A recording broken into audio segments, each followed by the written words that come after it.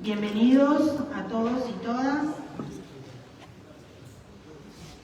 al homenaje de los 50 años del asesinato de Selmar Michelini, bajo la consigna a 50 años de la infamia, él con nosotros.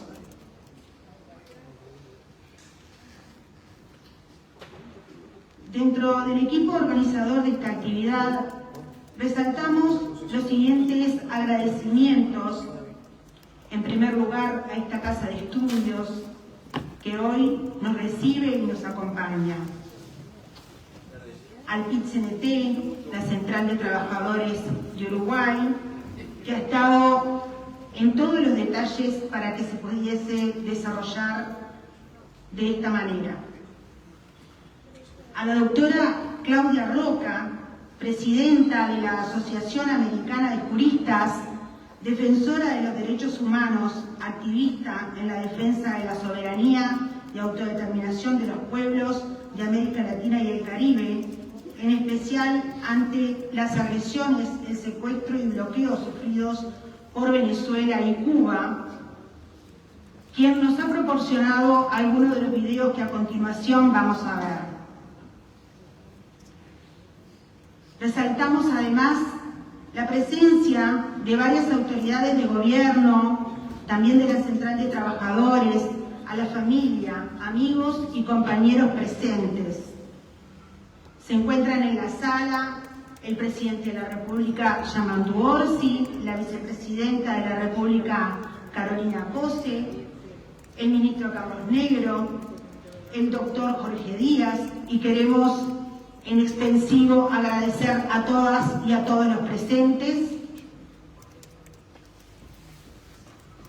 Y además queremos enviar dos saludos.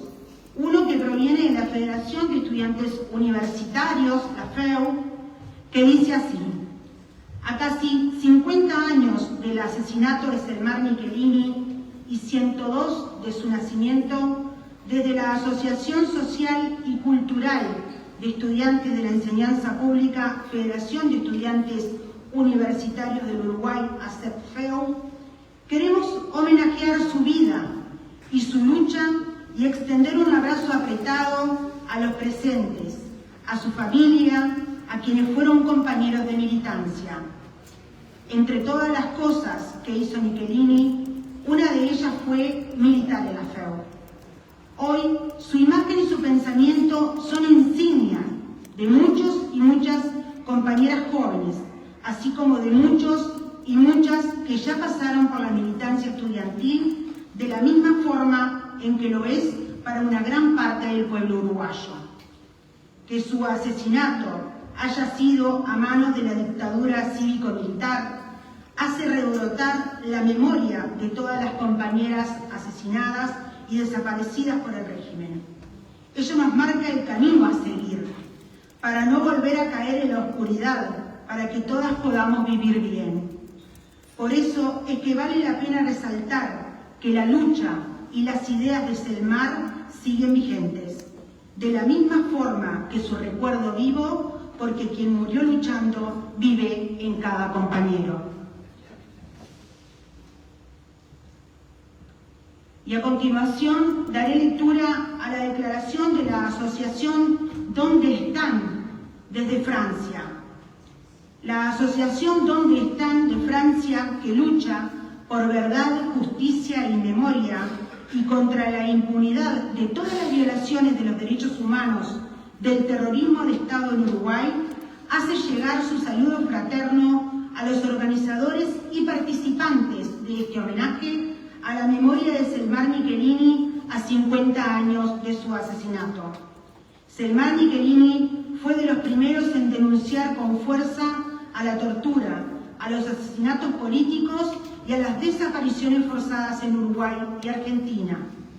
Primero como hombre político, como periodista y como parlamentario en Uruguay, y a partir de 1973 desde su exilio en Argentina. Hizo llegar su voz y su denuncia a nivel internacional, con una lucidez y una valentía poco comunes. Su testimonio en el Tribunal Russell II de Roma en 1974 fue histórico. Su acción permitió dar a conocer al mundo lo que era la dictadura uruguaya y las redes tejidas entre los sistemas de represión del Plan Cóndor. Si su nombre le costó prematuramente la vida, su ejemplo sigue marcando el camino de la justicia y la verdad que aún queda por reconocer. Un fuerte aplauso para las declaraciones.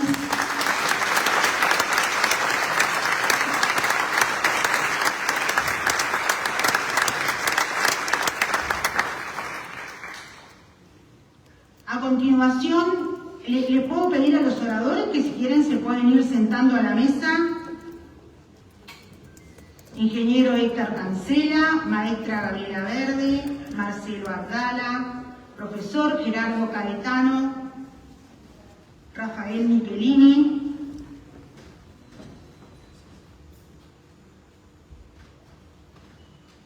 Buenas tardes.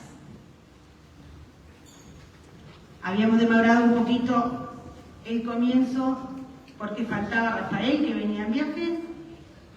Bienvenido. Bueno, estas cosas pasan, es Uruguay. A continuación transmitiremos el video homenaje que tenemos preparado para compartir con todos y todas.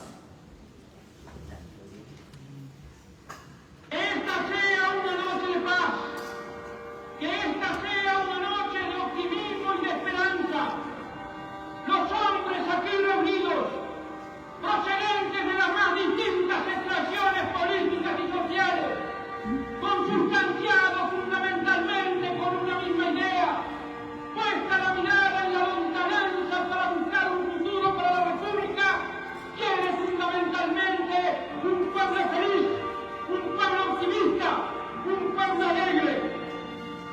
Los responsables se sostuvo esa presión mártir fueron muy alegres en momentos culturales de instituciones.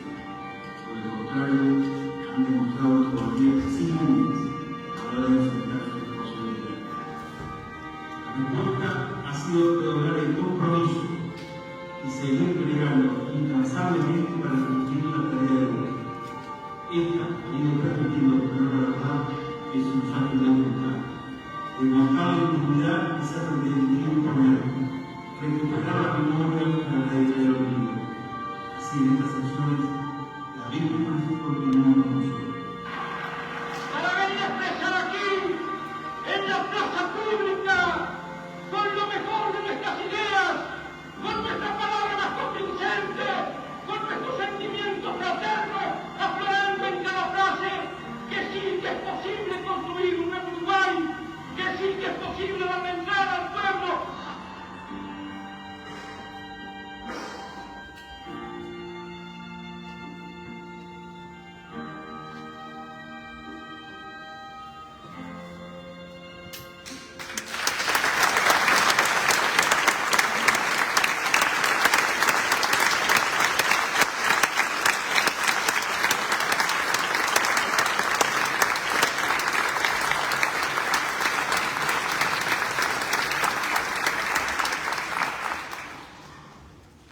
A continuación, tendremos un saludo de Adolfo Pérez Esquivel, docente, pintor, escultor y activista por los derechos humanos y la autodeterminación de los pueblos, Premio Nobel de la Paz por su defensa de la democracia y los derechos humanos.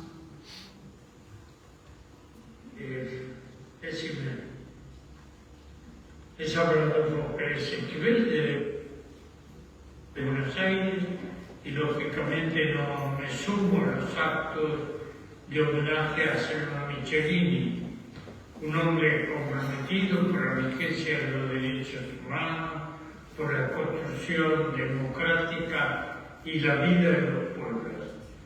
Y tenemos que hacer memoria, porque su compromiso y su lucha en bien de los pueblos nos tiene que dominar el presente para construir un futuro de la patria libre y soberana. Así que mucha fuerza, mucha esperanza en que ese otro mundo es posible dio un nuevo amanecer para nuestros pueblos.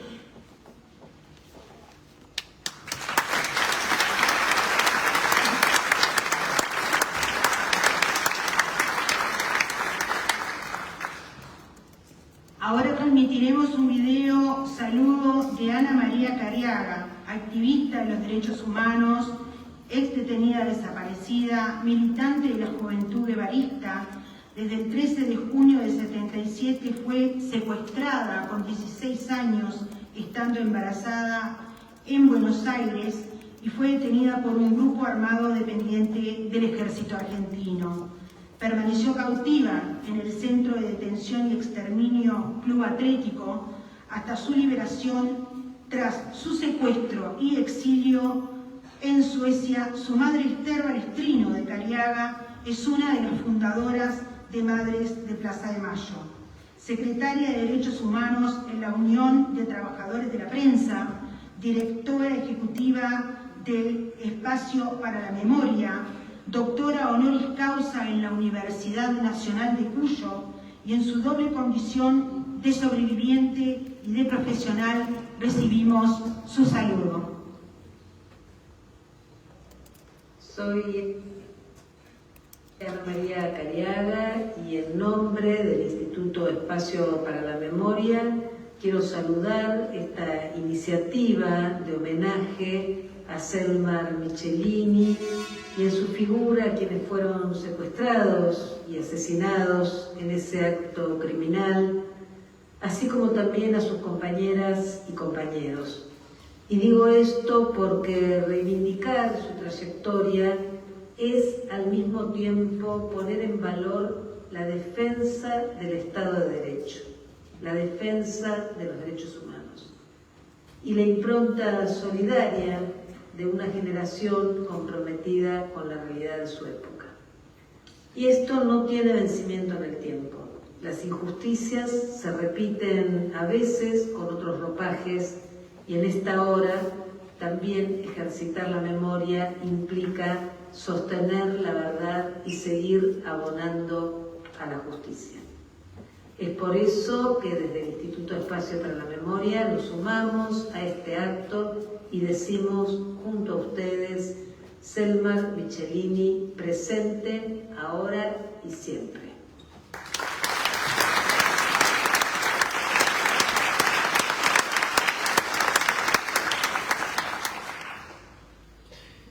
Bien, corresponde comenzar con la oratoria.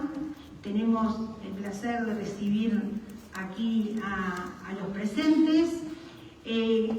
Como ustedes quieran, si quieren hablar desde la mesa o si quieren pararse y hablar desde acá. Eso como ustedes quieran. En primer lugar, ingeniero Héctor Cancela, docente de la Facultad de Ingeniería y actual rector de la Universidad de la República. Buenas tardes para todos. Realmente un momento de mucha emoción. Darles también un poco la bienvenida a este Paraninfo, un espacio que ha sido siempre tan significativo en la vida de la universidad y del país. Quiero agradecer a la invitación a participar en esta mesa, a toda la organización, particularmente a la familia Michelini, saludar a los demás expositores, el propio Rafael Michelini, la subsecretaria Gabriela Verde, a Gerardo Caetano, amigo, y bueno, también a Raúl Castro y Florencia Zabaleta, que luego también estarán por aquí.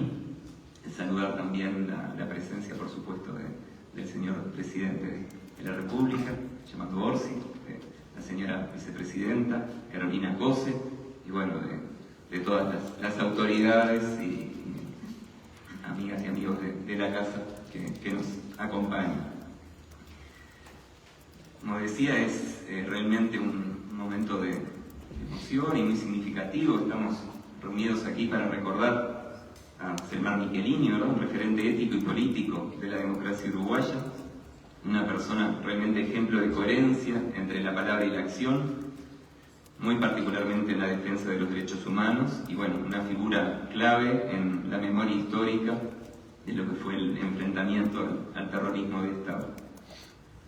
En el discurso que Michelini dio durante la apertura del Tribunal Russell II, en marzo de 1974, él destacaba como Uruguay, siendo un país pequeño, sin grandes riquezas naturales ni valores estratégicos, pero ejemplo en una región de paz, de concordancia, de tolerancia, que contrastaba en una América convulsionada y que con un pueblo que, convocado a elecciones, designaba sus autoridades y eran estas legítimamente constituidas las que orientaban al país.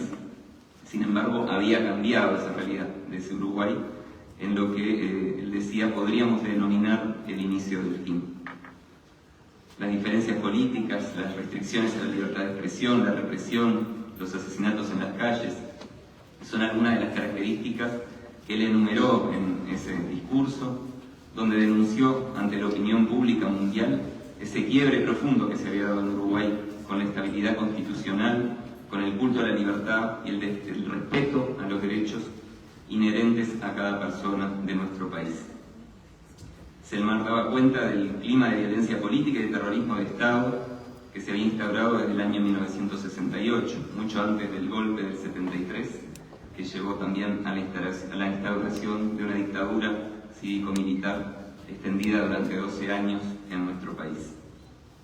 Así decía: la violenta provocación del régimen, la violencia de arriba, engendra siempre la violencia de abajo, y es violencia del régimen el infraconsumo, la riqueza mal distribuida, la corrupción, la pérdida del valor adquisitivo del salario, los privilegios de las clases ricas, la escasa asistencia sanitaria, el déficit de vivienda, la política económica dependiente del Fondo Monetario Internacional, la entrega del país a la banca extranjera, como violencia también la represión de las huelgas, las medidas prontas de seguridad, que son un equivalente a un estado de sitio, donde se limitan las libertades, la congelación de los salarios, la militarización de los sindicatos y gremios, el apresamiento y destitución de los trabajadores.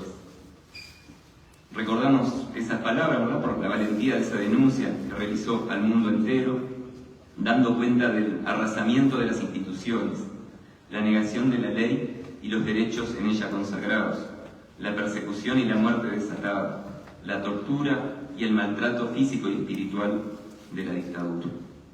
Esas palabras nos recuerdan que es necesario actuar desde donde nos toque para defender la libertad, los derechos humanos, la democracia, para defender a nuestras y nuestros compatriotas de las amenazas encarnadas en figuras y sectores políticos que solo quieren un país y un mundo para pocos, que quieren acumular riqueza en lugar de distribuirla, que no bregan por la paz sino por la violencia, la fragmentación, la aniquilación, el aislamiento unos de otros.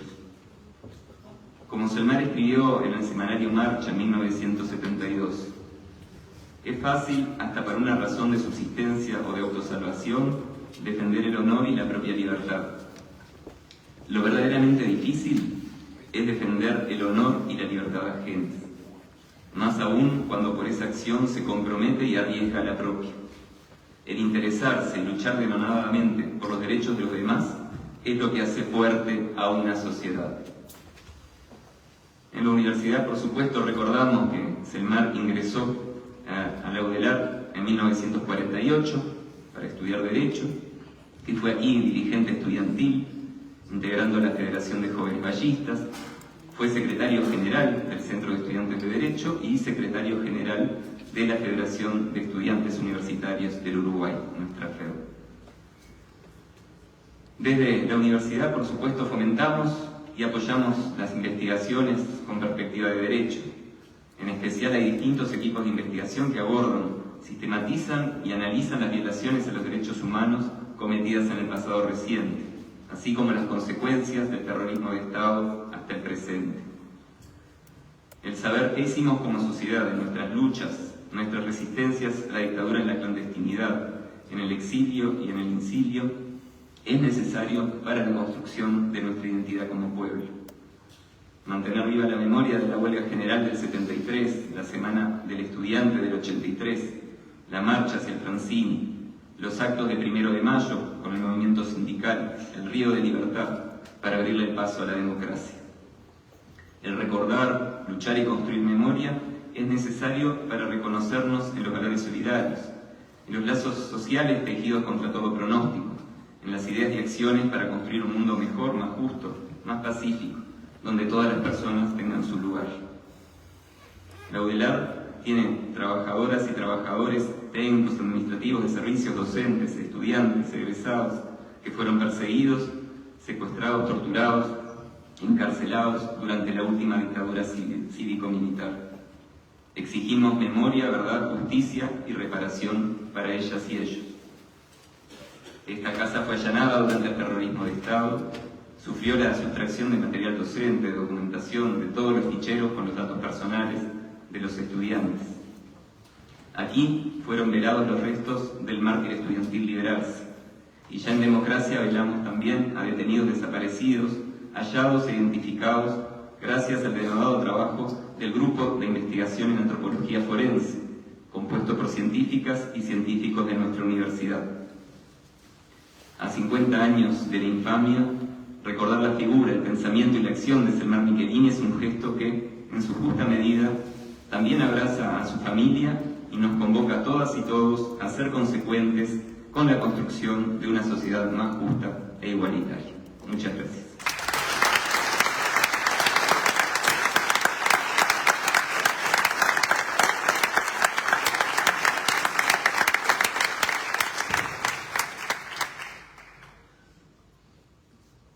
Bien, en este lugar tenía que ir Marcelo Abdala, creo que todavía no ha llegado, por lo tanto vamos a seguir con la grilla y una vez que él llegue le damos la palabra. Profesor Gerardo Caetano, docente, historiador, politólogo.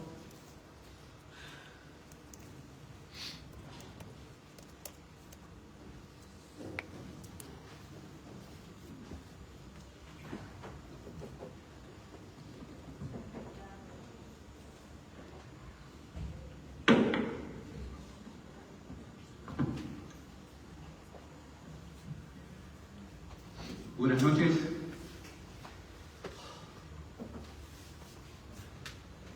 La verdad que no es nuevo hablar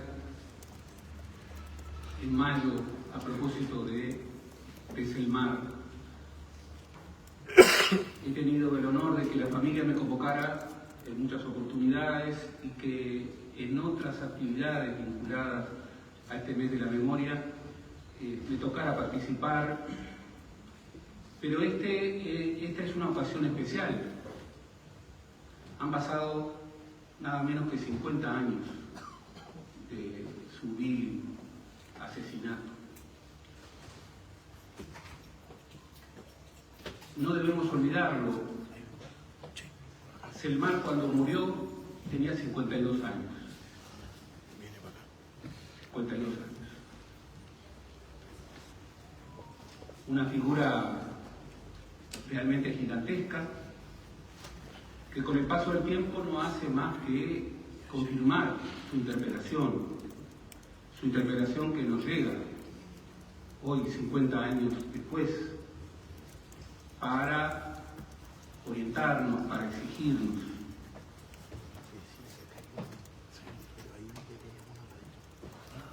Siempre se ha hablado de Selmar como una figura deslumbrante, como una figura que tenía esa cosa romántica, que tenía, bueno, ese perfil tan atractivo. Pero eso muchas veces, oratoria, pero eso muchas veces ha llevado a que se olvide su pensamiento, sus ideas, la profundidad de su trabajo político, que lo llevó muchas veces a una lectura intensa. Era un gran lector, era una persona culta, entendía que la cultura era un compromiso fundamental para quienes hacían política, porque mejoraba la calidad de la acción pública. En esa perspectiva, quisiera primero recordar algunos elementos de su vida. Fue dirigente estudiantil, como se decía, es más, Luis Valle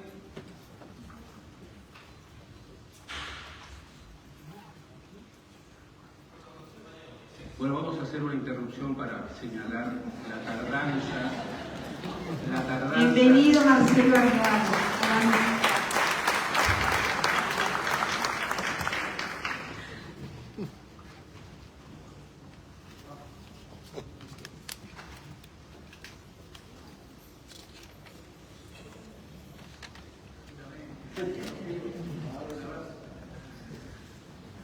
Yo que siempre llego temprano,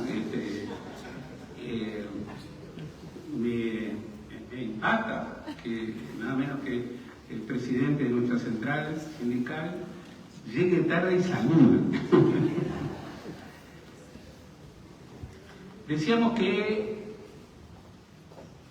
fue aquí, en la Universidad de la República y en la Facultad de Derecho, donde Luis Valle lo vio por primera vez y dijo, bueno, este que habla tiene que venir a la lista 15. Y así fue. Fue también dirigente sindical, haciendo la historia de los bancarios. Nos encontramos con, la densidad de una militancia sindical sumamente importante. Abrazó al vallismo, pero desde él y desde muchos otros hay que recordar ese vallismo, un vallismo que era un compromiso frontal con la justicia social, que era una reivindicación del avanzar, la referencia de Grauer en su agrupación, con la condición de que avanzar era el comienzo de algo que persistía, que era avanzar, que las reformas se validaban en la idea de profundizar siempre la reforma. Ese vallismo era la firmeza de un compromiso con los más olvidados, pensando en un país modelo en donde los pobres fueran menos pobres y los ricos menos ricos. Siempre recuerdo que alguien que también venía de la lista 15, pero que había cambiado con el tiempo, presentó su modelo económico de gran ajuste liberal en 1974, Alejandro Beck Villegas, diciendo: de lo que se trata es que los uruguayos entiendan que para que los pobres sean menos pobres, los ricos tienen que ser más ricos. Esta interpelación, que es la interpelación de aquellos vallistas y que es la interpelación de Selmar, hoy tiene una inusitada vigencia. ¿Qué creemos? ¿Cuál de las dos consignas referimos? Para que los pobres sean menos pobres, los ricos tienen que ser más ricos. Y Selmar, Michelini y aquellos vallistas nos interpelan. Fue un hombre muy cercano a Luis Valle y a la familia Arreverres. Doña Matilde Ibáñez llevaba las fotos de Selmar en su billetera. Y cuando Selmar forma la lista 99 rompiendo con la unidad de la 15, sacó esa foto y la rompió.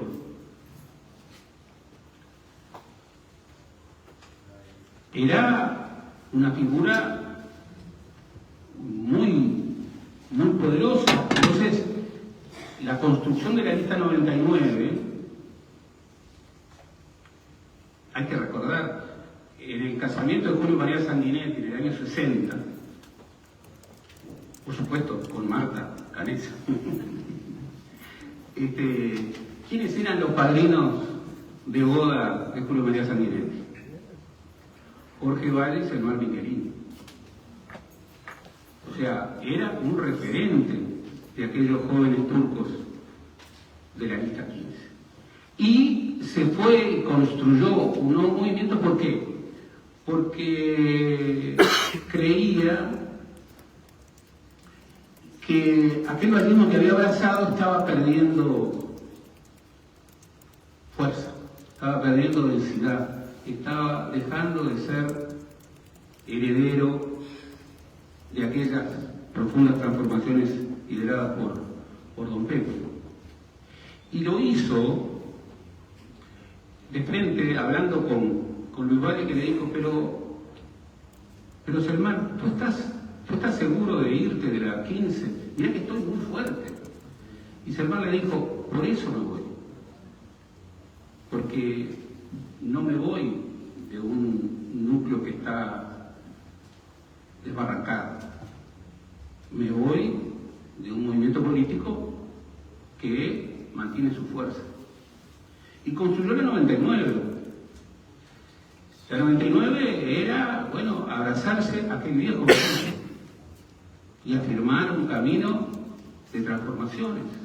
Era también afirmar ideas en el plano internacional que eran también de una vigencia impresionante, muy valientes. Ustedes se imaginan lo que era en el año 1965, a 50 años del genocidio de Armenia, que la lista 99 liderara en el Parlamento, junto con la comunidad armenia, la reivindicación necesaria del reconocimiento del genocidio armenio.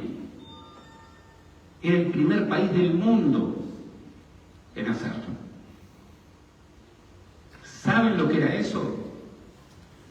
Era una afirmación de valores extraordinariamente coherentes y extraordinariamente riesgosa. Era meterse con Turquía nada menos. Era meterse contra el mundo. En un momento en donde el mundo no reconocía el genocidio armenio. Hoy hay más países que no reconocen el genocidio armenio. Entre ellos, aunque cueste creerlo, Israel no ha reconocido el genocidio armenio, aunque cueste creerlo. Pudo ser vicepresidente de Gestido. Siempre se dice que él quería y la 99 no. Flujo de los testimonios. Lo importante es que en ese contexto, dentro del Partido Colorado, afirmó una coalición parlamentaria para denunciar lo que era el inicio, ya no con Gestido, sino muerto el 6 de diciembre del 67, sino con su sucesor, Pacheco Areco, el inicio de un autoritarismo que precedió, pero que también construyó lo que vendría después. No debemos olvidarlo.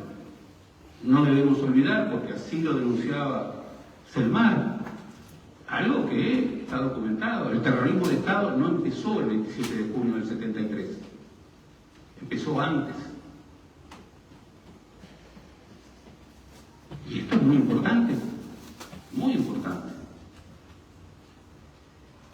Allí, bueno, enfrentó al Pachecato y enfrentó lo que era el ascenso de los militares al poder.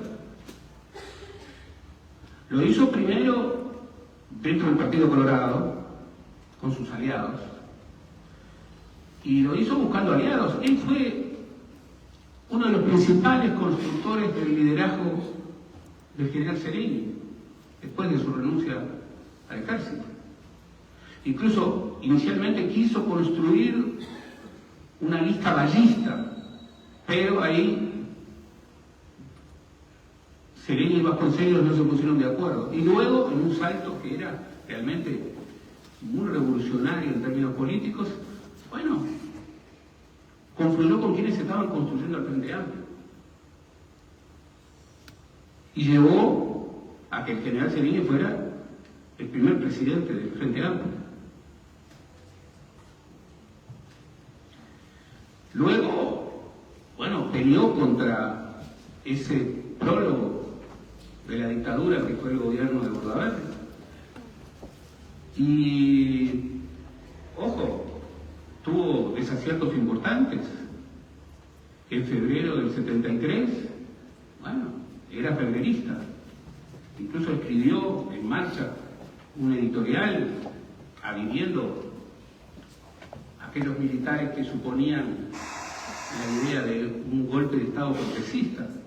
Y Quijano, y eso le dolió mucho a Selmar, Quijano, en una nota al pie de ese editorial, dijo: el director de este semanario deja constancia que no está de acuerdo con lo que dice este editor. Y así debe ser. Luego enfrentó la dictadura desde el comienzo y le tocó enfrentarla desde el exilio. Aquel exilio en donde el Hotel Liberty en Buenos Aires era una casa de acogida para los uruguayos y para los perseguidos, en una Buenos Aires que ya era de terror. Fue ahí donde fue la figura principal, nada menos que del Tribunal Russell II, celebrado en Roma en 1974, denunciando la dimensión internacional de la violación de los derechos humanos, algo que era muy importante, porque entonces esta idea que hoy, aún en polémica, pero que hoy está presente, la idea de que el derecho de los derechos humanos es un derecho internacional, estaba muy poco desarrollada. Incluso en la izquierda, en las izquierdas, la idea de defensa de los derechos humanos era una idea que no era prioritaria, incluso muchas veces no era mayoritaria. En esa pugna, en donde compartió exilio con gente que estaba en el Frente Amplio, pero también con gente que estaba en otros partidos, y allí es muy importante la asociación que tuvo con Wilson Ferreira, incluso pensando, para después de la dictadura, construir horizontes políticos confluyentes, es que lo eligen, y lo eligen junto al Toba Gutiérrez, junto a William, junto a Rosario, junto al doctor comunista, los eligen para contestar lo que se perfilaba como la posibilidad en el año 76, 5 años después de las elecciones 71, donde se debían realizar elecciones de acuerdo a la Constitución, para prevenir cualquier perfil posible de apertura. Lamentablemente, esas balas que mataron a Selmar eran certeras desde la ominosa visión de quienes las dispararon. Por supuesto que extrañamos a Selmar Michelini. Por supuesto que reivindicamos su legado, el legado de sus ideas, el legado de su compromiso. Por supuesto que advertimos hasta qué punto, en este que es otro tiempo, sin embargo, las inspiraciones de sus compromisos persisten. Y esa es la clave fundamental. El legado de las grandes figuras de la vida política o de cualquier otro ámbito de la vida nacional son inspiraciones, no son recetas para volver a aplicar en contextos diferentes. Son inspiraciones. La democracia que no podía construirse en ningún momento bajo el sacrificio de las libertades. Y eso lo llevó a confrontar fuertemente con aquellos que decían que, bueno, que no, que para construir el socialismo, si había que sacrificar las libertades, estaba bien hacerlo. Y ahí están las posturas de Germán Michelini.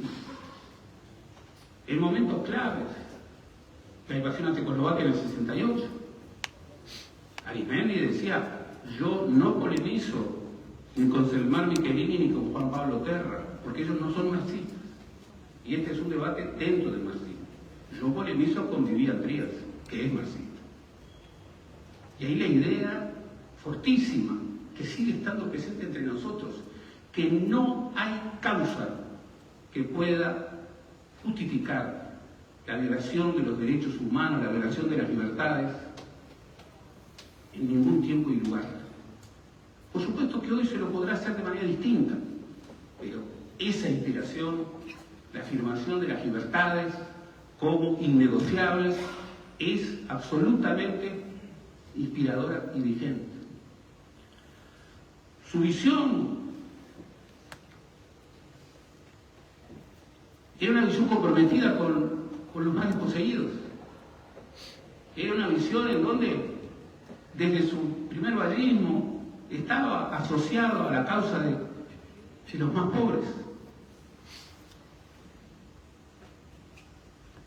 Y estaba asociado con los actores que peleaban por una sociedad más igualitaria, una democracia de iguales. Y en ese sentido, más de una vez, él, que tenía afirmaciones contundentemente adversas a la idea, a las ideas reivindicadas por los comunistas de entonces, fue tildado una y otra vez de comunista, como tantas veces ha ocurrido y ocurre. Germán Michelini tenía una visión internacional, por supuesto que tenía una visión internacional, y en esa visión internacional creía, y siempre lo desarrolló, que la lógica de la transformación de las sociedades tenía que tener una clave internacionalista. Creía, su ida al Tribunal Russell no era algo más, no, era la confirmación de esa idea de que la defensa del interés nacional está indisolublemente asociado con la defensa de las causas internacionales y que no puede haber contradicción entre ambas. Ya entonces había, hoy también hay, quienes dicen que los países no tienen amigos comunes, sino que lo que tienen es intereses comunes. Y están dispuestos a cambiar con tal de supuestamente defender intereses comunes. Bueno, él afirmaba una máxima de la política internacional del Uruguay, que la defensa de una visión realista de un pequeño país entre dos gigantes nunca debía estar en contra del principismo de algunas ideas rectoras de la política internacional de un país como el Uruguay. Y en ese sentido defendió sus visiones de política exterior. Por eso, y yo termino con esto, no se trata solo de recordar a una gran figura del pasado. No se trata solo de recordar aquella llamarada de rebeldía que supo afirmar y convocar a ciudadanos en todo lugar en donde habló y en donde estuvo. No se trata solamente de recordar a Selmar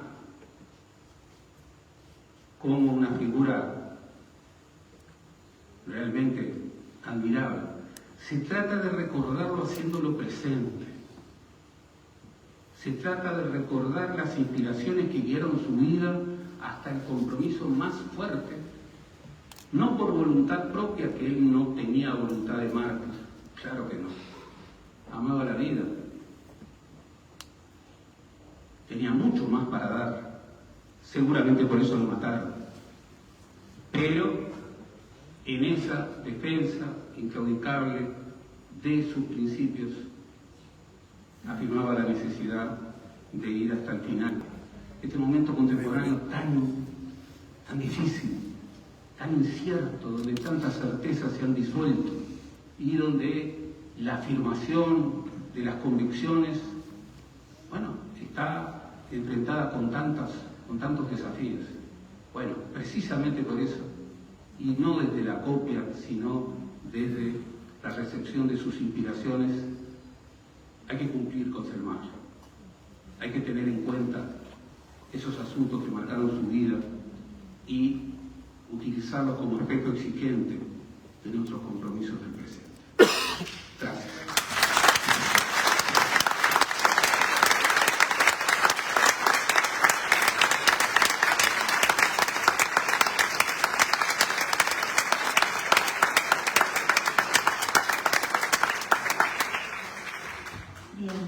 Muy emotiva la semblanza a cargo del profesor Gerardo Caetano.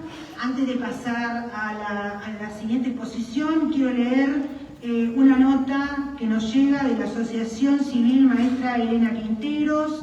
Expresa su adhesión y acompaña la convocatoria del homenaje a 50 años de la infamia Él con nosotros, a realizarse este miércoles 6 de mayo en el Paraninfo de la Universidad de la República. A 50 años del asesinato de Selmar Michelini y Héctor Gutiérrez Ruiz y de los crímenes cometidos en el marco del terrorismo de Estado, reafirmamos el compromiso con la memoria, la verdad y la justicia como pilares imprescindibles de la democracia uruguaya.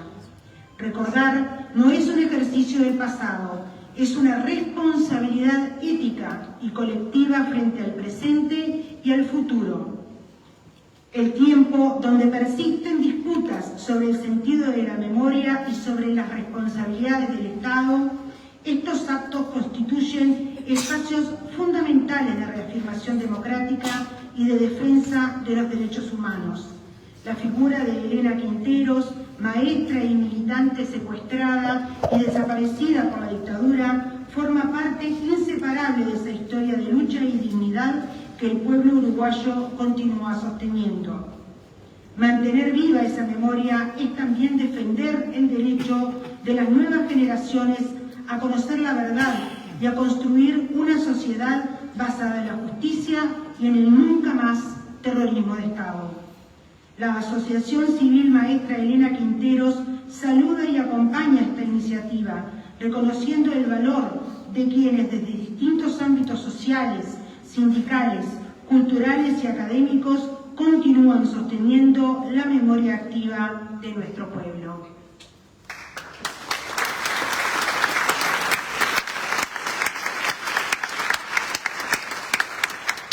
Dentro de los agradecimientos que hoy hicimos presente dentro de las personas y autoridades que se presentan en esta sala, tenemos también a la vicepresidenta del Frente Amplio, Verónica Piñeiro, que se me pasó, y acá el saludo y el aplauso.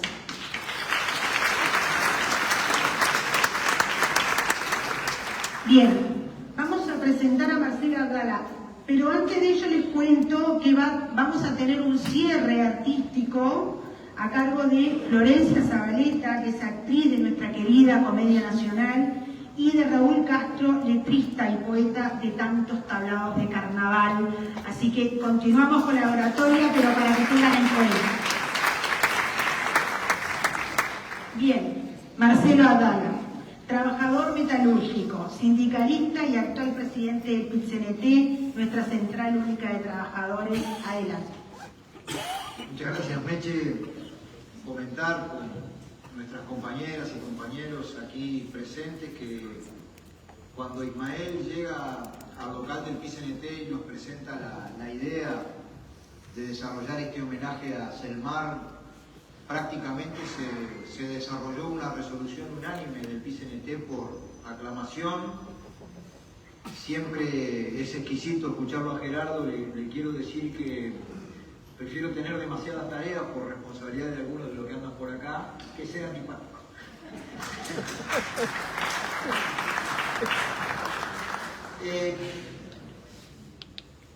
Para nosotros es muy importante, digamos, esta actividad y otras actividades que ya se vienen desarrollando en la perspectiva además del 20 de mayo, a 50 años de la infancia, Él en nosotros, subrayo eso, Él en nosotros.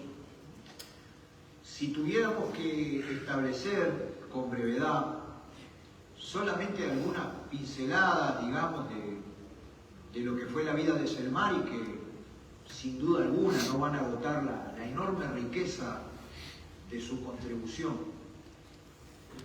Podríamos decir en primer lugar la necesidad de subrayar su compromiso permanente con el pueblo trabajador, su incansable espíritu de defensa de los derechos de la clase trabajadora, que son los derechos humanos, y su incansable labor para que avance en la práctica de la vida de la gente la idea de la justicia social. Desde nuestra perspectiva, para Selmar no existía en su ethos, en su visión, posibilidad alguna de la idea de libertad al margen de la idea de justicia social, lo cual nos reporta a un tema sumamente actual, y es que en último término esta dialéctica, esta simbiosis, esta mistura, libertad, justicia social, igualdad, fraternidad, derechos humanos, democracia, o son una totalidad concreta o no existen.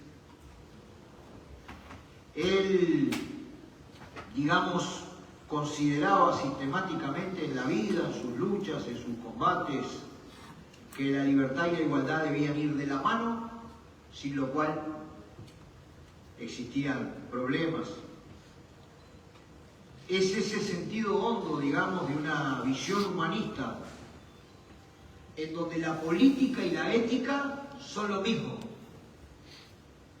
en donde por tanto no hay posibilidad de expresión de lo que hoy es valor dominante, ideología dominante, el utilitarismo, el hacer la tuya, el arreglate como puedas, o dicho en lindo, con un jardín técnico que sabemos a dónde lleva. La sociedad es la suma de individuos que buscan maximizar su utilidad. Miren qué lindo y qué pomposo suena.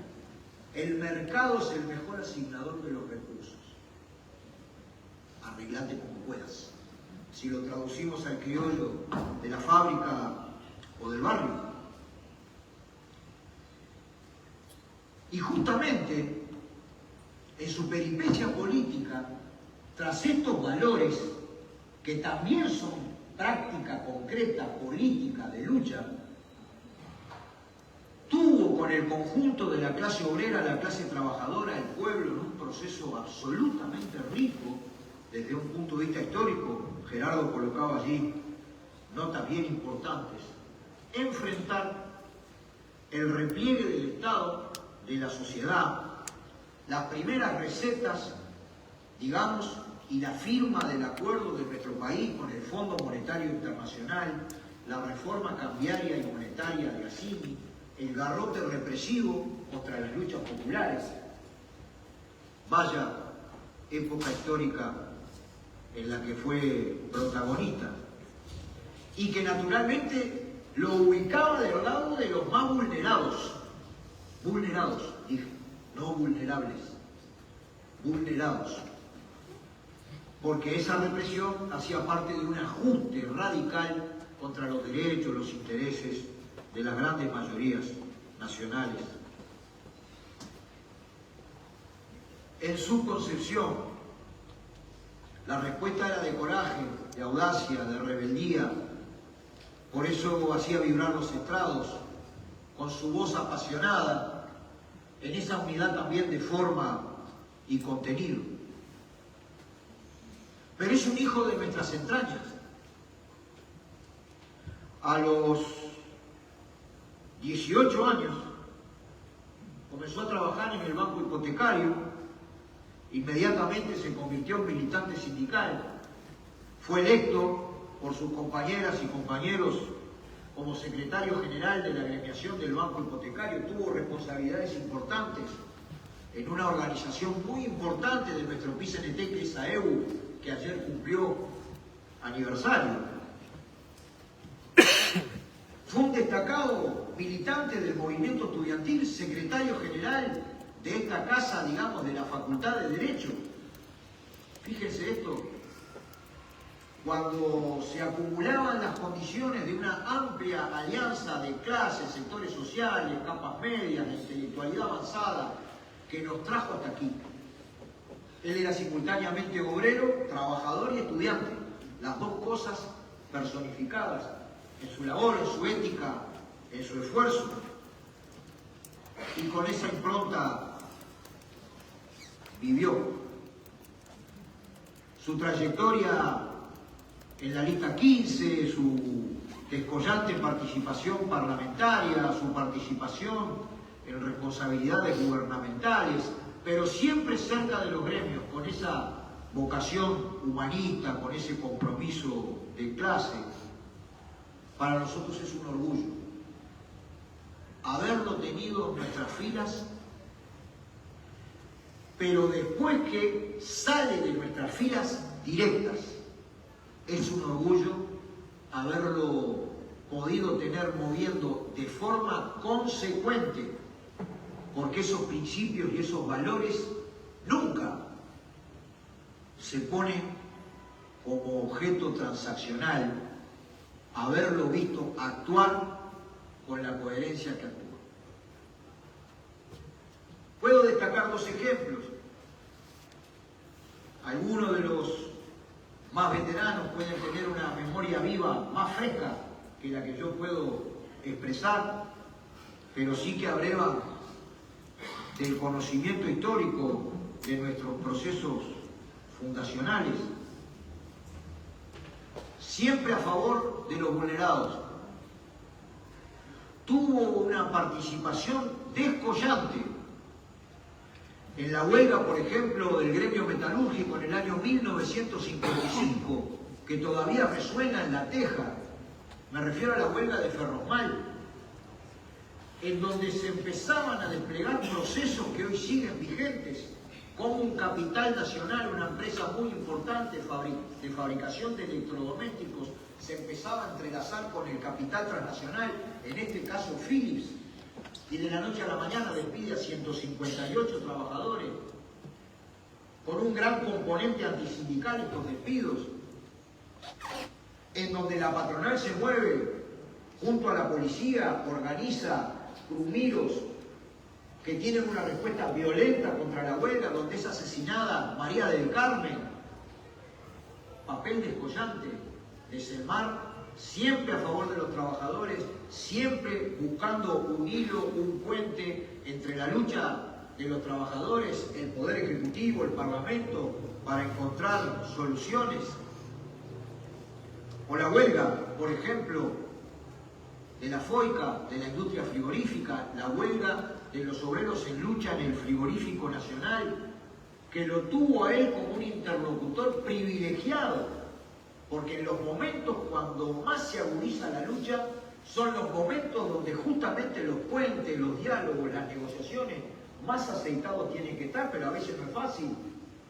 Y tuvo un papel descollante en la defensa de los intereses de los trabajadores ya en ese caso enfrentando directamente la represión de la escalada autoritaria en nuestro país, ya en este caso, digamos, ante un achicamiento, una liquidación del capital social acumulado por nuestro pueblo, en este caso los ataques permanentes que se desplegaban en aquella época contra el frigorífico nacional, un tribuno popular que además pensó no solamente en las luchas y sus soluciones de corto plazo, sino en la perspectiva antioligárquica, antiimperialista, de transformar en democracia la suerte de nuestro pueblo, al punto que un referente para todas nosotras, para todos nosotros, como es el Cito Amaro, lo recuerda de esta manera, si me permiten. Me emociona mucho el recuerdo de Selmar. Hay cuestiones que son parte de la historia de los trabajadores de los frigoríficos y la industria frigorífica. En cuanto a la industria frigorífica, el mejor proyecto para reactivar y dar cumplimiento a la ley de creación del frigorífico nacional estuvo en manos del Flaco, así lo llamaban. Recogió las inquietudes del Frente Intersindical para la Defensa del Frigorífico Nacional, haciendo un proyecto de ley en beneficio de la economía del país, en beneficio de la pequeña y mediana granja. También amparaba el precio y la calidad y la carne a los montevideanos, o sea, un proyecto más completo con la participación del frigorífico nacional para pequeños y medianos productores, reactivando la economía del país. Él construyó este tipo de propuestas para el país y para los 4.000 trabajadores que éramos en el frigorífico nacional.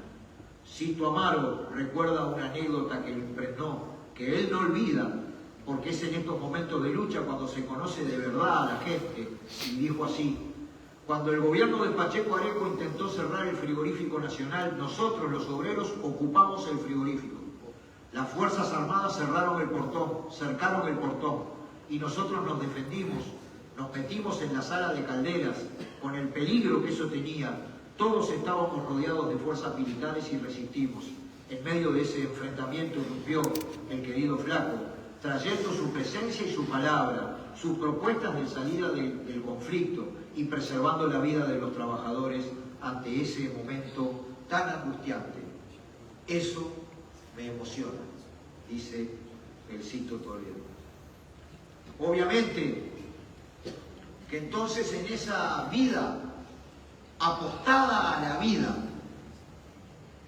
él fue víctima y culpable de sus convicciones, pagando con su vida, digamos, a manos de los verdugos, demostrando que el Plan Cóndor, porque esto fue en la República Argentina, funcionó a rajatabla, el Plan Cóndor inspirado en la política internacional del imperialismo norteamericano, funcionó a rajatabla contra los mejores luchadores por la democracia.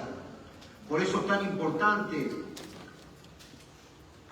en momentos de elevar la voz por verdad, memoria, justicia y nunca más, recordar que a Selmar los encontramos entre los sencillos, entre los hombres y las mujeres del pueblo, y es tan importante en ese cuadro no terminar nunca de exigir verdad, memoria, justicia, para que se restituya la verdad histórica, para que efectivamente quienes son responsables de los crímenes de lesa humanidad se hagan cargo de sus crímenes a través de la justicia.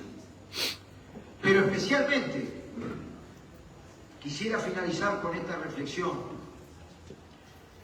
para llevar a la práctica ese Él en nosotros. Él en nosotros, en estos momentos tan dramáticos de la humanidad, en estos momentos tan dramáticos para el continente.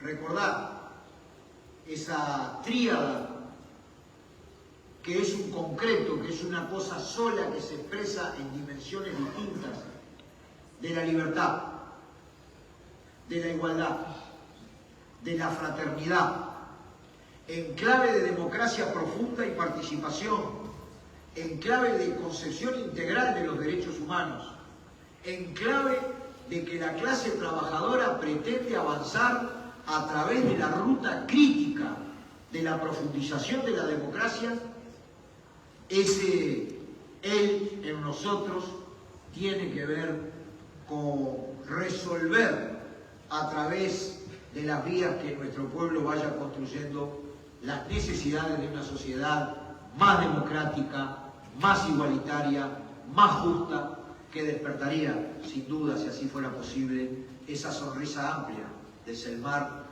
nosotros orgullosos de que camine con nosotros. Vamos arriba.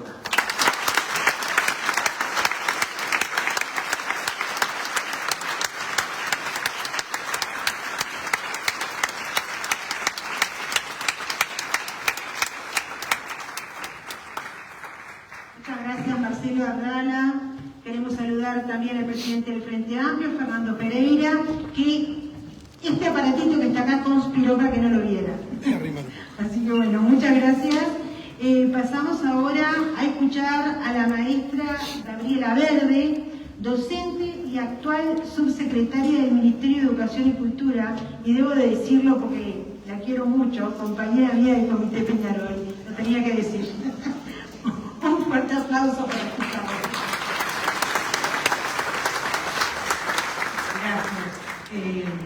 Sí, tenemos los mismos amores del barrio, el comité y el club. En fin, lo tenía que decir.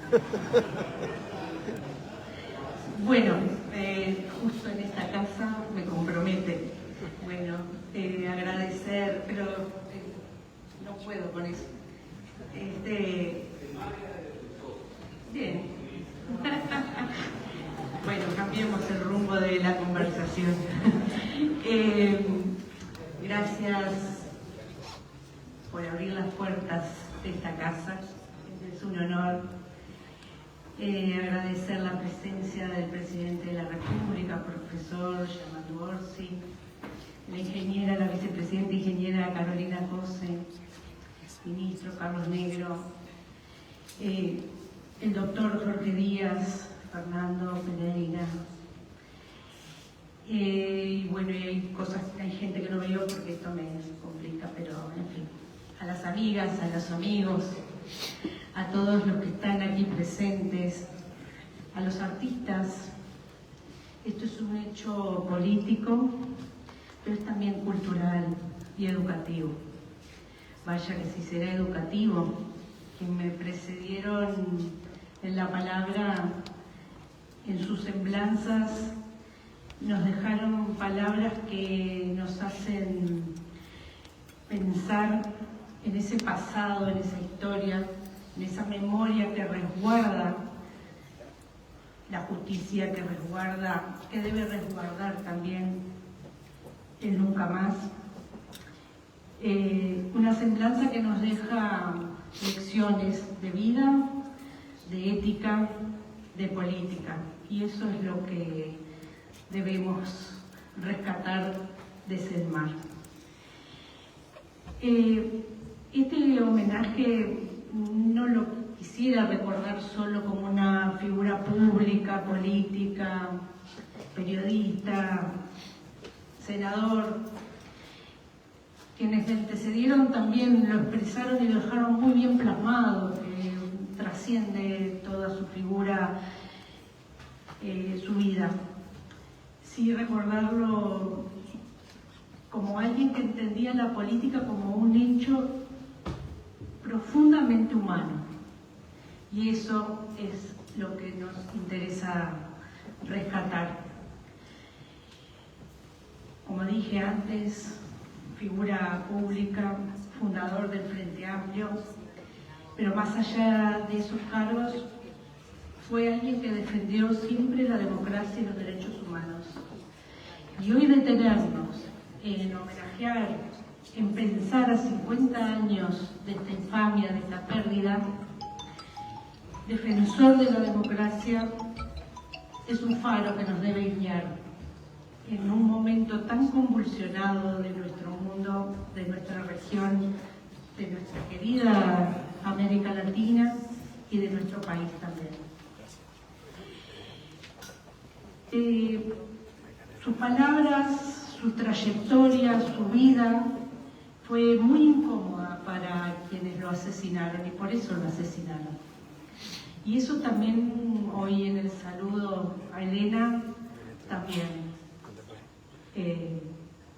por algo los asesinaron, y recordar y traer sus ideas, pero su vida cotidiana hace que podamos entender su desaparición y su muerte. En una de las tantas entrevistas que el periodismo le realiza a Selmar, dice una frase que la quería rescatar también porque hace a este momento histórico. Dice: no habrá paz si no hay integración del país. Vaya si no moviliza. Vivir para la defensa de la democracia, pero sobre todo para la paz, en este mundo tan convulsionado como decíamos hoy. La paz no es solo un hecho de la no violencia, es lo cotidiano también, y rescatar esta vida de Selmar es rescatar lo que podemos en lo cotidiano realizar. Cómo nos vinculamos en el barrio, bueno, cómo nos vinculamos en la escuela, cómo nos vinculamos en lo cotidiano y cómo hacemos el ejercicio de eso de lo cotidiano en las grandes decisiones políticas, porque eso es la política también. Y entenderla, así como la entendió Selmar, es entender que las grandes decisiones políticas hacen a vivir en un mundo de paz, sin grandes conflictos. Hoy también esto de la integración, como decía en esa entrevista, nos interpela en cuanto a la inclusión. La inclusión se construye todos los días, se construye en democracia, pero también se debe construir en los momentos más difíciles. Y en los momentos más difíciles hoy, construir la inclusión también significa ser solidario y solidarias con los pueblos que más lo necesitan. Y eso también en el internacionalismo de Selmar está presente. Y debe estar presente en lo cotidiano de cada una y cada uno de nosotros. La educación la entendía como un gran desafío, como la herramienta que nos permite liberarnos. Y esto también es un desafío en la inclusión en el Uruguay. Y es también un desafío a nivel mundial, porque cuando no hay inclusión educativa no hay democracia, y cuando no hay democracia no hay paz. Recordar a Selmar es dejar de ser pasivos ante estas injusticias, es dejar de ser pasivos, y nos convidan a luchar día a día por una mejor educación, por el acceso para todas y todos a la cultura, para también construir una sociedad más justa. Y también nos convida a luchar por un país más justo, más solidario, y como lo expresaba y lo expresaron quienes me antecedieron, a un mundo mucho más humano. Muchas gracias.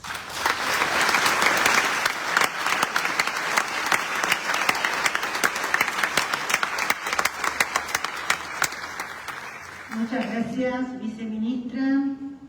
Ahora corresponde presentar a Rafael Michelini, hijo de Selmar, político que ha asumido múltiples tareas de responsabilidad en el Parlamento y también en el Frente Amplio, siendo parte de su dirección nacional.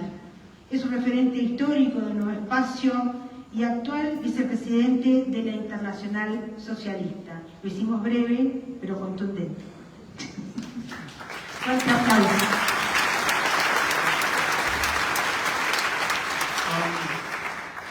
Son 50 años, ¿no?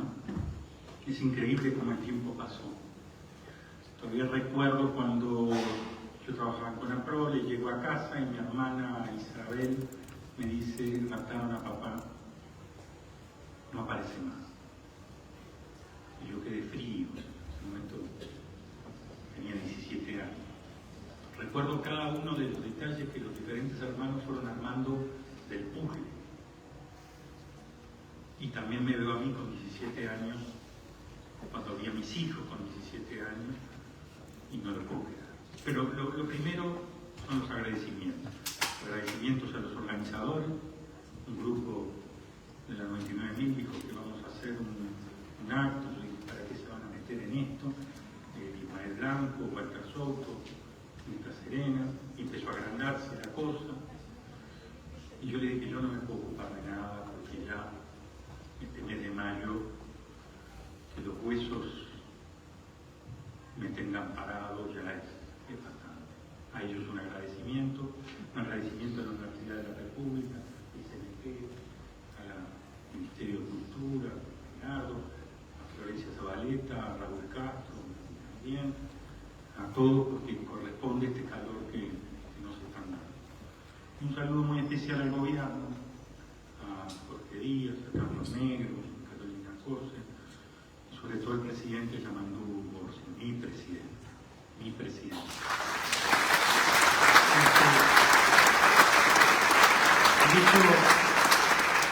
El hecho de que Yamandú esté acá no pasa desapercibido, ni para los que estamos acá, ni para el pueblo uruguayo. Es muy importante para todos. Pero a mí no me llama a sorpresa. Yamandú todos los diciembres está en el homenaje a los fusilados del Soca, que es un hecho muy importante en la historia que nunca le hemos dado relevancia, y Yamandú, y se me caen las lágrimas, Yamandú sí se la da. Los fusilados de Soca, aunque parezca mentira, el COSENA tenía la resolución que por cada militar que muriera iban a matar a 10. Y secuestraron a Argentina un tiempo antes del asesinato de Trabal a 6, traen a 6, pero después asesinan a 5. Cuando asesinan a Trabal, que son ellos, esto me lo decía Balestrino en las conversaciones del 97, dice, se da cuenta, Miquelini, habíamos traído a 5 y la decisión del COSENA era de 10, tuvimos que salir a cambiarla rápidamente, como diciendo que los militares que habían secuestrado a estas personas, murieron 5, pero una estaba embarazada de 4 meses y medio, esos militares eran burros porque no sabían la decisión del COSENA. Yamandú siempre estuvo ahí, vuelvo a decir, mi presidente. Yo quiero tratar 3 facetas, el CELMAR era multifacético, pero quiero tratar 3 facetas nada más. El CELMAR informado, el CELMAR en conflicto y el CELMAR estratega. Y después contar una breve anécdota y algún aviso voy a pasar, Yamandú también, no creo que esto es gratis. Lo primero, el CELMAR informado. Yo iba poco a Buenos Aires, yo trabajaba con APRO en el taller mecánico, con 16 años, 17 años, y de las pocas veces que fui, que para mí era muy importante, porque era la charla con mi padre. Yo le tengo muchos reproches a la dictadura, por supuesto a los desaparecidos, a los torturados, a los asesinados, pero sobre todo porque me quitó a mi padre en lo que podía haber sido las charlas adultas. Tuve muy poquitas con él. Y entonces, en una de esas, desayunando juntos, solo, pocas veces estaba solo, ¿no? Éramos 10, era difícil ahí hacerse un lugar en el sol. Me dice, un año antes, me dice, Estados Unidos se retira de Vietnam. ¿Cómo él sabía que un año antes iba a retirar de Vietnam? Para mí, la guerra de Vietnam, yo nací en el 58, la guerra de Vietnam era toda mi vida. Y dice, y de esta derrota va a empezar un mundo mejor. Van a ganar los demócratas. Ni siquiera argumenté nada, porque era toda información que me daba. Eso sucedió, los yanquis se retiraron de Vietnam, de esa derrota generó un gobierno democrático, el de Carter, y empezaron las transiciones democráticas en América Latina. ¿Cómo este hombre en Buenos Aires sabía de eso? Yo no lo sé.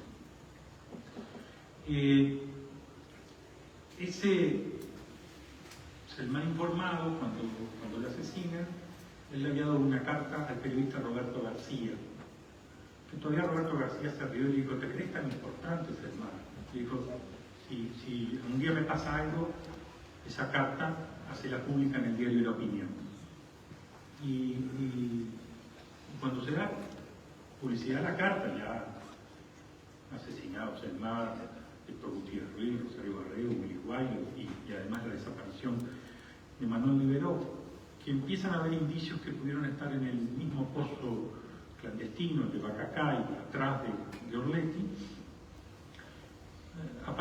cuenta la información que el canciller argentino, el canciller uruguayo, en ese caso Juan Carlos Blanco, se habían juntado en un barco en el medio del Río de la Plata y habían ordenado algunos aspectos represivos, incluso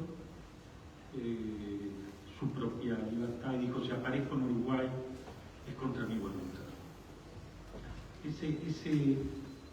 Ese hombre informado, que cuando matan a Trabal y llega a la opinión y dicen: aparecieron 5 muertos en Uruguay, él le da la lista de los nombres al toque.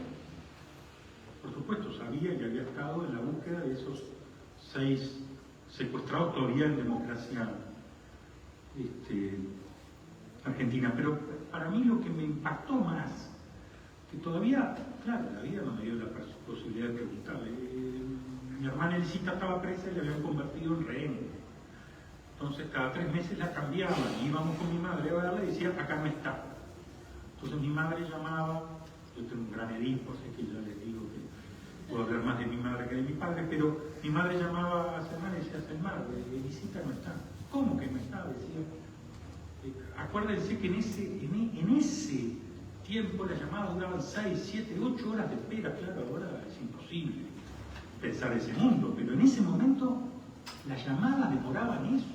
Con operadora, la operadora te tenías que quedar esperando, mi madre tejía, pero bueno, pasaba el tiempo. Lo cierto es que mi padre lo llamaba como a las 2 de la mañana y le dice: está en tal cuartel, en tal lugar. Entonces allá íbamos con mi madre, llegábamos al cuartel, nos atendió un coronel con 2 soldados con bayoneta, como si fuéramos a hacer una persona de 17 años y mi madre lo fuéramos a atacar. Y entonces este coronel, que yo siempre digo que es Díaz, pero seguramente no sería Díaz, no te enojes, Jorge, pero lo cierto es que este coronel Díaz le dice: acá no está. Y allá nos íbamos con mi madre 6 horas de espera, llamó a mi padre. Mi padre le decía: decísele a ese coronel Díaz que no me tome el pelo, que está ahí, que yo sé que está ahí. Y no te vas hasta que la veas. Allá íbamos, aparecía ese coronel Díaz, 2 soldados con bayoneta, ahí con una pistola, y le dice: pero señora, yo ya le dije que no estaba. Mi madre, con esa cara, dice: mi marido me dijo que estaba acá, como usted comprenderá, no voy a desobedecer a mi marido. Y usaba el patriarcado a favor de ella. Este militar, que habían violado los derechos humanos, habían llevado la Constitución por delante, habían entrado en el Parlamento, pero las mujeres no podían desobedecer a los maridos, como él no aspiraría que su mujer se desobedeciera. Entonces nos quedamos ahí sin ir al baño 4 o 5 horas, y después venían con los mismos soldados, con las mismas bayonetas, con la misma pistola, y le decía: señora, usted un miércoles, un jueves, traiga un colchón, traiga una manta, y el sábado la ve. Lo cual significaba que mi hermana estaba durmiendo en el piso, sin manta, porque era en invierno. La información que tenía mi padre, que era uno de los principales enemigos de la dictadura, que en menos de 24 horas sabía dónde estaba mi hija, yo solo creo que lo podía hacer porque tenía informantes militares, que estaban dispuestos a darle información al mayor enemigo, uno de los mayores enemigos de la dictadura, pasando por esos teléfonos. Yo no creo que haya ninguna posibilidad de hacerlo. Mi padre estaba muy informado, siempre. El Selmar en conflicto. Allá en Buenos Aires, cada tanto, ya mis hermanos mayores, y yo alguna vez escuché, decía que se arrepentía de varias cosas, muy pocas en la vida, pero una insistía mucho en que no pudo liberar a Rosenkopf. Y lo cierto es que cuando cae Rosenkopf, mi padre se entera. Yo fui testigo de esto, se lo contaba a Chicho, mi hermano, que se llama Selmar también, le contaba esta anécdota, que estaba en casa y mi padre llama a Boletín. Boletín era en ese momento coordinador, vocero de la Fuerza Armada, y Entonces mi padre, con total convicción, le dice: Valentín, ustedes tienen un poeta. Solo Valentín se podía tragar que mi padre pensara que Rosenkopf era un poeta, que lo era, por supuesto, pero Rosenkopf era uno de los cabecillas del NN. Mi padre eso lo sabía, incluso hay una historia humana que a veces venía a casa y dormía en la cama de Quicho, pero no sé si eso es verdad, todo eso es el secreto. Lo cierto es que Valentín le dice: si es poeta, y lo dice usted, senador, lo suelto. A la media hora me llama mi padre y dice: pero ¿cómo no estás suelto? Le dice Valentín: yo ya di la orden. Y 2 o 3 llamados más, y Valentín en el último le dice: Selmar, no llame más, usted sabe quién es el poeta. Y mi padre, que nos trataba de usted, miren lo que eran los tiempos, que nunca le escuché una mala palabra salvo ahí que tira el teléfono y dice: la puta madre, porque él sabía que a Rosenkopf lo iban a matar a todos. Iba a ser impresionante. Y él dice que no, que una de las cosas que no se arrepentía es haberle sacado a Rosenkopf de la garra de la dictadura, y obviamente mi padre sabía muy bien quién era Rosenkopf. El otro conflicto que lo hacía llorar hasta las lágrimas, que empezó cuando mi hermana Elisita la ponen de rehén. Entonces mi padre va al Tribunal Russell, por supuesto, se habla mucho del Tribunal Russell, pero no se habla de este conflicto, que cuando él viene la ponen de rehén y le empiezan a torturar a mi hermana. Y mi padre le decía a mi hermano Chicho, que convivían ahí, le decía: si yo aflojo, entonces dieron con la talla, me van a hacer callar por mi hija, que no lo puedo decir muy en alto, pero creo que Elisita, la mayor, tengo 5 hermanas, era la preferida. Pero si no aflojo y sigo subiendo la temperatura, la pobre chiquilina me la van a destruir. Entonces, trataba él de dosificar sus denuncias, que las tenía que hacer, sabiendo que cada denuncia era una trompada, un submarino, una tortura más grande. Y eso lo tenía en conflicto y a veces le saltaban las lágrimas. No puedo aflojar, pero no puedo subir el tono. Lo tenían como atrapado. Y ese también habla de su sentido humano, del ser humano.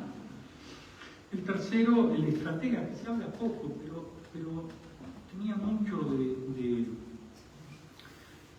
lo que era la estrategia.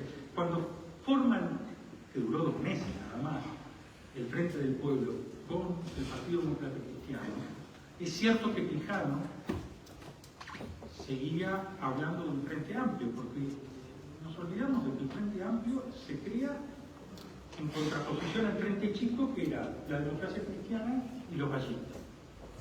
Carlos Quijano insiste también, había la sociedad uruguaya era fragmental, había manifestaciones, había matado a estudiantes, todo eso estaba.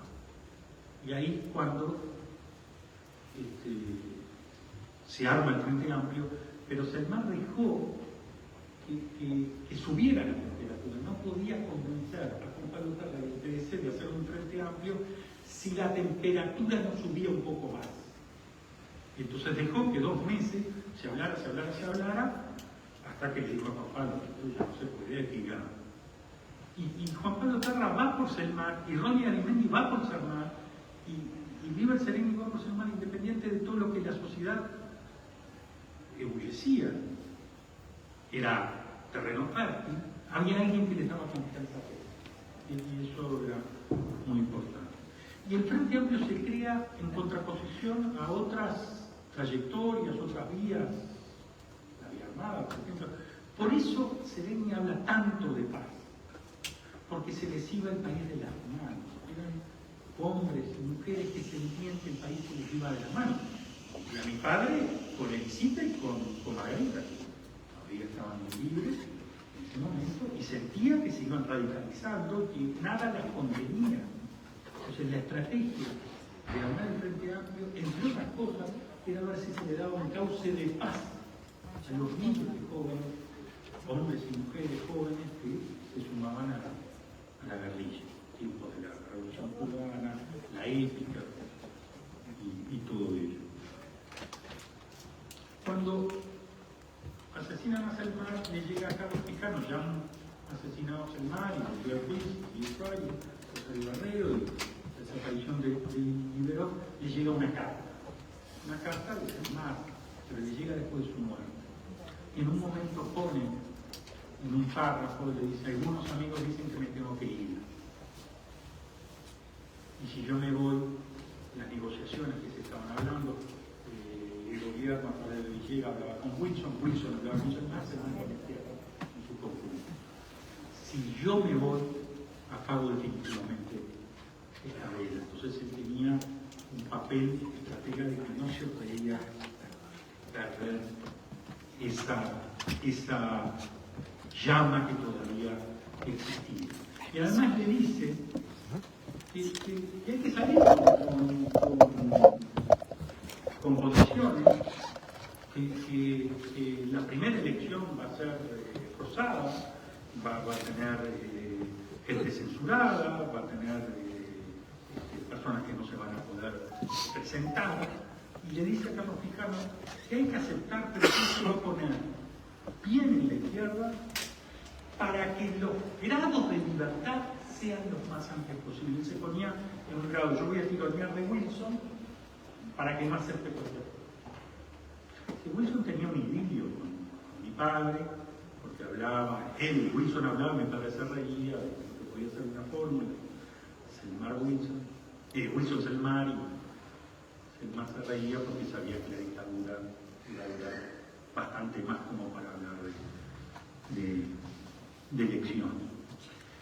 Y después no tenía visión de Marte. Él le repetía a mi hermano Selmar Chicho y le decía, cuando el terror se desate vamos a tener una señal nítida. Capaz que ese es el momento de salir. Lo que nunca pensó que la señal nítida era su propia muerte.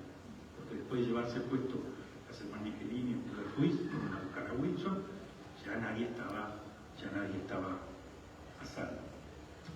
Una anécdota, para que ustedes tengan la dimensión de Selmar. Yo no estoy pasando este aviso, pero yo escribí una novela, fueron dos, pero en la primera novela, es histórica, le pedí a Juan Cruz que hiciera una breve reseña, sin pensar que Juan Cruz iba a un judío médico, 1492, contra la reina católica.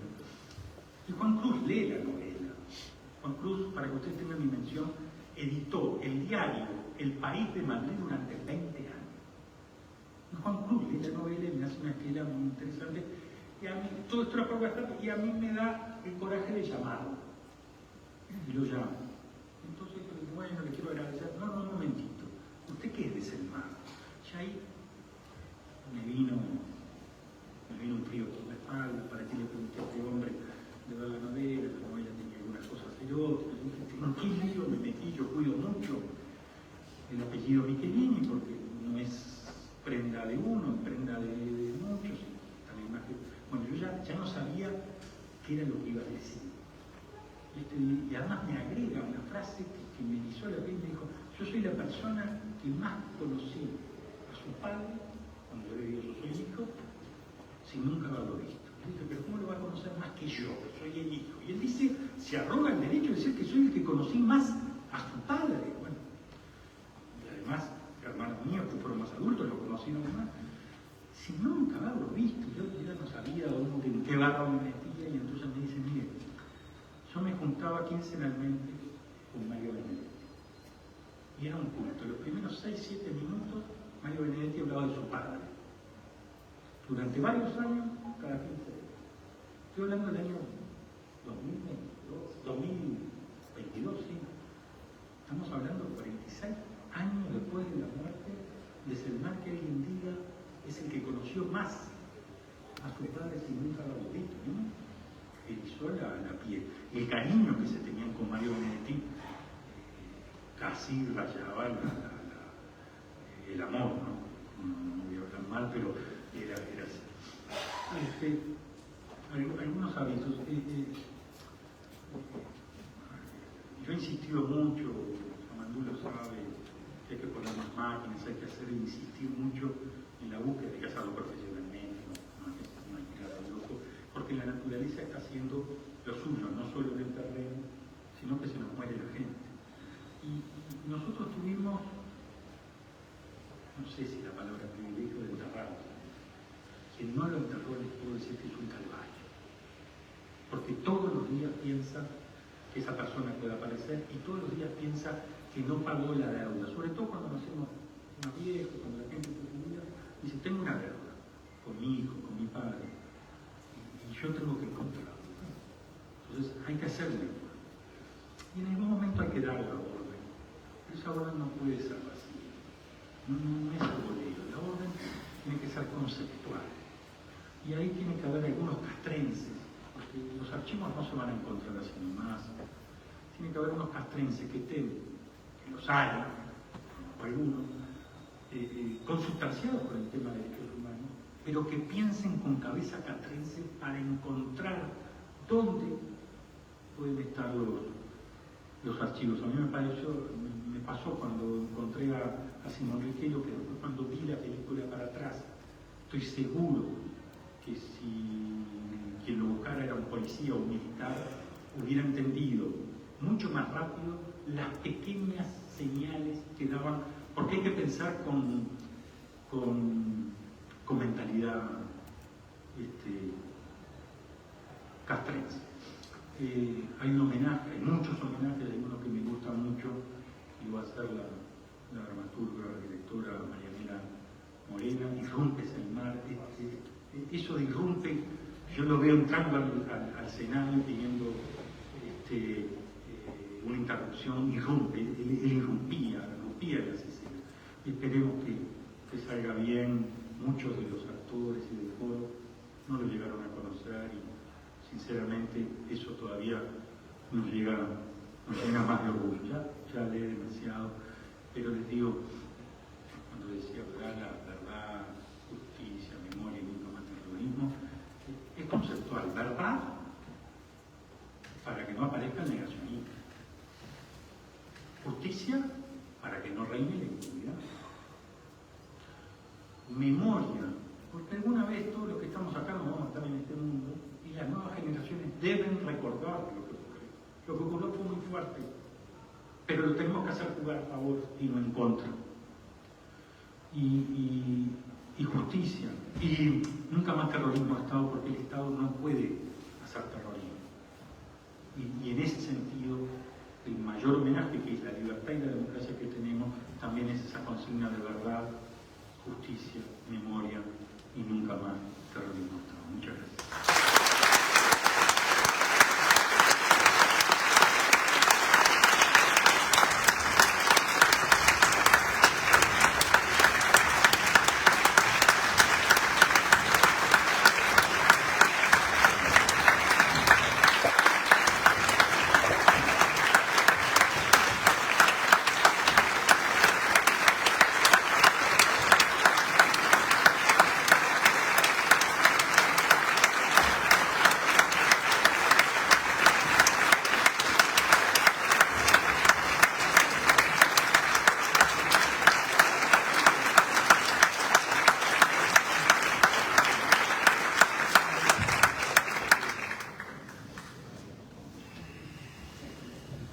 Bien, muy emotiva toda la semblanza que han traído para el día de hoy cada uno de los expositores de la mesa, a quienes agradecemos enormemente porque nos han acercado una vez más a su forma de vida, a su pensamiento, a su trayectoria, y les pedimos que por favor no se vayan porque tenemos la propuesta artística para cerrar esta actividad y convocamos a Florencia Zabaleta, actriz de nuestra querida Comedia Nacional.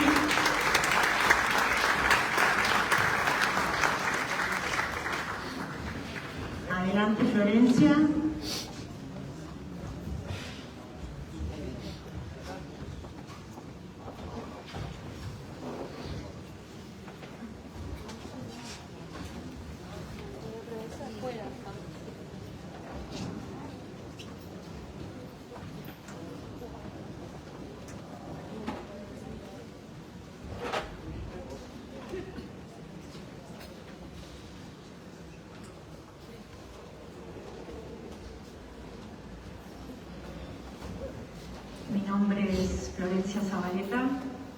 Soy actriz de la Comedia Nacional, pero antes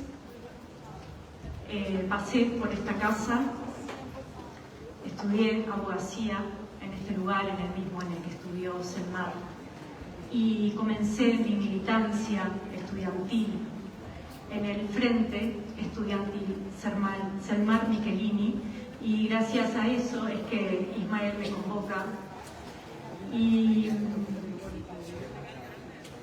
gracias a este amor del que habló Rafael, que Mario le tenía a Selmar, surge este poema difícil, muy difícil para él escribirlo, lo dijo. Fue muy dura la muerte de Selmar para Mario,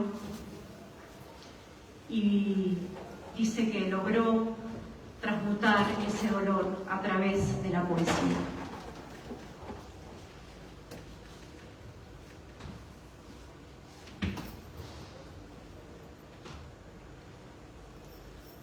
Ya van días y noches que pienso, pobre flaco, y no puedo ni quiero apartar el recuerdo. No he subido al cajón, a la tribuna, con su palabra de espiral velocísima que blindaba los pregones del pueblo o encendía el futuro con unas pocas brasas, ni el cruzado sin tregua que quería salvar la sangre prójima aferrándose a la justicia, esa pobre lisiada. No es el rostro allá arriba el que concurre, más bien el compañero del exilio, el cálido, el sencillo, aquel buen parroquiano del boliche de la calle Maipú, fiel al churrasco y al budín de pan, rodeado de hijos, hijas, yernos, nietos, ese flamante abuelo con cara de muchacho, hablando del paisito con la pasión ecuánime, sin olvidar heridas, y tampoco quedándose en el barro, siempre haciendo proyectos, y eran viables, ya que su vocación de abrecaminos lo llevaba a fundar optimismos, atajos, cuando alguno se daba por maltrecho. Y a pesar de la turbia mezcolanza que hay en el techo gris de la derrota, nadie consiguió que tildara de enemigos a quienes, bien o mal, radiantes o borrosos, faros o farolitos, eran pueblo como él. Y también comparece el vigilado por esos tiras mansos con quienes conversaba de cine, libros y otras zancadillas en el hotel o escala o nostalgiario de la calle Corrientes. Sé que una vez el dueño, que era amigo, lo reconvino porque había una cola de 50 orientales, nada menos, que venían con dudas, abandonos, harapos, desempleo, frustraciones, conatos, pavores, esperanzas, cábalas, utopías. Y él escuchaba a todos. Él ayudaba, comprendía a todos, lo hacía cuerdamente, y si algo prometía lo iba a cumplir después, como si fuera un contrato ante escribano. No se puede agregar, decía despacito, más angustia a la angustia, no hay derecho. Y trabajaba siempre, noche y día, quizás para olvidar que la muerte miraba. De un solo manotazo espantaba sus miedos como si fueran moscas o rumores, y pese a las calumnias, las alarmas, su confianza era casi indestructible. Llevaba la alegría siempre ilesa de la gente que cumple con la gente.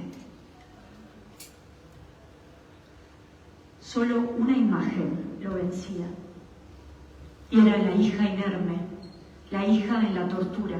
Durante 15 insomnios la engañaron diciéndole que lo habían borrado en Argentina. Era un viejo proyecto, por lo visto. Entonces sí pedí ayuda para no caer en la desesperación, para no maldecir más de la cuenta. Ya van días y noches que pienso, pobre flaco, un modo de decir, pobres nosotros, que nos hemos quedado sin su fraternidad sobre la tierra. No se me borran la sonrisa, el gesto del último día que lo vi junto a Chicho. Y no le dije adiós, sino cuídate. Pero los dos sabíamos que nos iba a cuidar.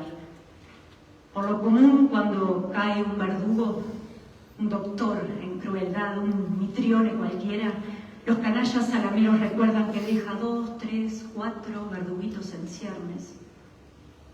Ahora, qué problema este hombre legal, este hombre cabal, acribillado, este muerto inmorible con las manos atadas, deja 10 hijos tras de sí, 10 huellas. Pienso en Cecilia, en Chicho, en Isabel, Margarita, Felipe, Rafael. Y los otros que siempre lo rodeaban porque también a ellos inspiraba confianza. Y qué lindos gurises. Ojalá vayan poquito a poco entendiendo su duelo, resembrando hacia el mar en sus 10 surcos. Puede que la tristeza me haga decir ahora, sin el aval de las computadoras, era el mejor de nosotros. Y era. Pero nada me hará olvidar que fue quien haciendo y rehaciendo se purificó más en el exilio. Mañana apretaremos con los dientes este gajo de asombro, este agrio, absurdo gajo y tragaremos. Seguirá la vida, pero hoy este horror es demasiado. Que no profane el odio a este bueno yacente, este justo, que el odio quede fuera del recinto donde están los que quiso y que lo quieren, solo por esta noche, por esta pena apenas, para que nada tigne esta vela de almas. Pocos podrán, como él, caer tan generosos, tan atrozmente ingenuos, tan limpiamente osados. Mejor juntemos nuestras osadías, la generosidad más generosa, y además instalemos con urgencia fieles radares en la ingenuidad. Convoquemos aquí a nuestros Elmares, esos que él mismo nos dejó en custodia, él que ayudó a cada uno en su combate, en su más sola soledad, y hasta nos escuchó los pobres sueños, él que siempre salía de alguna pesadilla. Y si tendía una mano, era una mano. Y si daba consuelo, era consuelo. Y nunca un simulacro. Convoquemos aquí a nuestros Elmares. En ellos no hay ceniza, ni muerte, ni derrota, ni tierno descalabro. Nuestros Elmares siguen tan campantes, señeros, renacidos, únicos y plurales, fieles y hospitalarios. Convoquemos aquí a nuestros Elmares.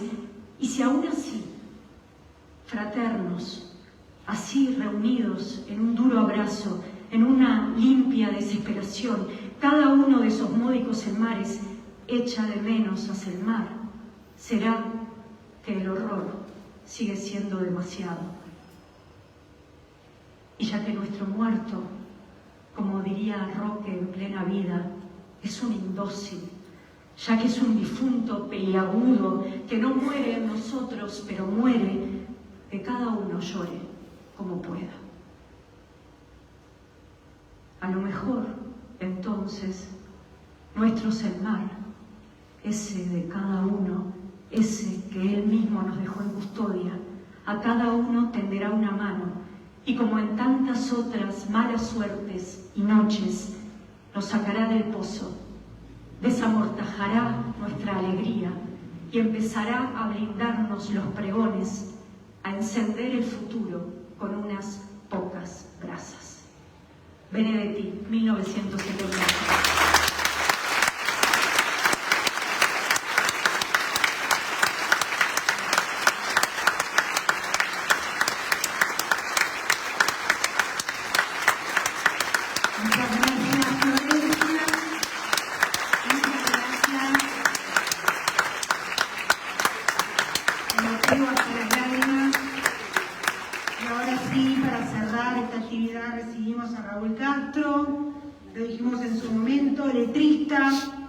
De tantos tablados y carnavales. Bienvenido, fuerte abrazo.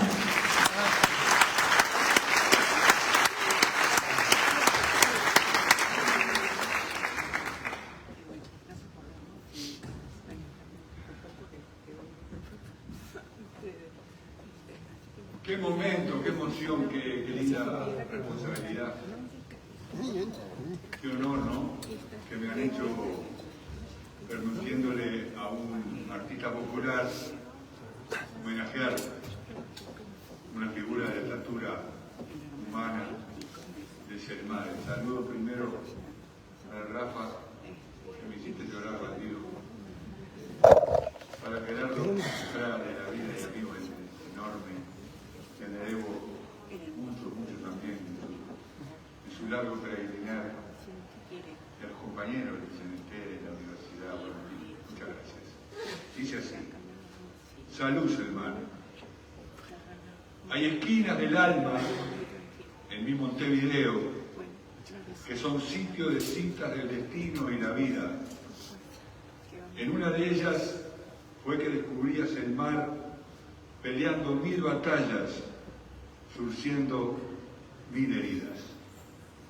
Alto, altivo, furioso, de melena revuelta, orador esgrimista, corajudo poeta, valiente defensor de causas populares, político mayúsculo, sin pamento ni quejas. Se robó la atención de una generación que admiraba figuras de otras latitudes. Joven grito oriental en ambientes cipayos, vozarrón uruguayo que atrajo multitudes. Aún suena en el viento su palabra de luz, iluminando espíritus de tantos compatriotas en los oscuros trances de un país en disputa, con la muerte creciendo y la esperanza rota. Luchó como se lucha para dejar memoria, con la fuerza que imponen la razón y la fe. La justicia social fue faro y convicción, por eso es que jamás lo pudieron vencer. Y es que es el malo, el flaco, crack de todos los barrios, anda por estos lados. Miren, lo acabo de encontrar en Eduardo Acevedo, casi esquina Guayabo. Seguro vive acá, en la universidad. Muchas gracias.